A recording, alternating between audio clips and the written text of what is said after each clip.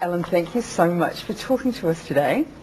Because New Zealand has completely fallen in love with you, and I know it's the #1 show in America. It's also the #1 show in New Zealand. But, Great. Yeah, it's cool. Those panties, though, what were you thinking? what was Meredith thinking, leaving her panties behind? I think that Meredith was thinking that she had to go tend to Izzy, and that maybe Derek would take care of them, which he did, but not so efficiently, maybe. No, exactly. They were quite sensible panties, though, weren't they? Yes, And just, for the record, there were 2 pairs of panties worn. Oh, so, in that scene, when he took the one pair off, I still had another pair on underneath. No, there was a safety pair on. Safety panties. Safety panties. We should all wear them. Yes. Do you know, when I saw them, though, I don't know why I'm talking about panties, but I did think, I took mental note and thought, they're quite sensible, And she's quite a sensible girl, because, she wears a beautiful frock and sensible panties. Right. Well, when so much attention is going to be paid to a pair of panties, you must take a lot of thought into which pair you pick. So, some people would say that she, as in Meredith, is being a bit greedy at the moment with the 2 boys. That is. And what would be wrong with that? Nothing. Oh, I'm not saying it's bad. It's good greed. Is there any chance of knowing which way she swings? There is, but I wouldn't dare reveal that. Do you know already, though? I do. I'm not going to press you. I'm not going to stand over you, but you do know. Yes. Ooh, how far ahead do you know stuff that's going to happen to your character? Not very. Usually just a week ahead of time.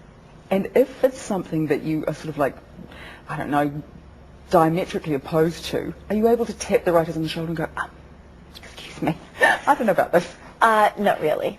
Yeah, so you don't get a lot of input? No. Yeah. What has been the biggest thing that's changed for you since doing a show that's just exploded off the face of the earth? I think, just I'm a lot more tired than I usually, I just work a lot more. And I get recognized a little bit more. Yeah. Like, where do you go to find that character? Because, she's an interesting person, Yeah, I think, I just really delve into the writing, and I sort of let it all be there in the writing. And it's amazing dialogue, isn't it? Yeah, there's a lot of great dialogue and a lot of very complex situations for me to work with. So. Did you see the script and go, okay, this is going to be big? Did you have any feelings about it? The pilot? Yeah. No. I certainly knew that I liked the pilot, but you don't really ever know how something will turn out. You can't possibly know. And there's just so many variables that have to come into, that have to line up for something to be a big hit. So you don't really ever know how something will come out. You just try to do your best work and hope for the best. The country really went into mourning. New Zealand, when the final episode of the 2nd series aired, it was huge. It was a moment. It was lots of moments. And we still miss it. For weeks and weeks without. It's like, what are we going to do without Grey's Anatomy? Have you ever been so enamoured with a show that when this season finished, you were like, oh, what am I going to do without that? I used to absolutely adore Twin Peaks.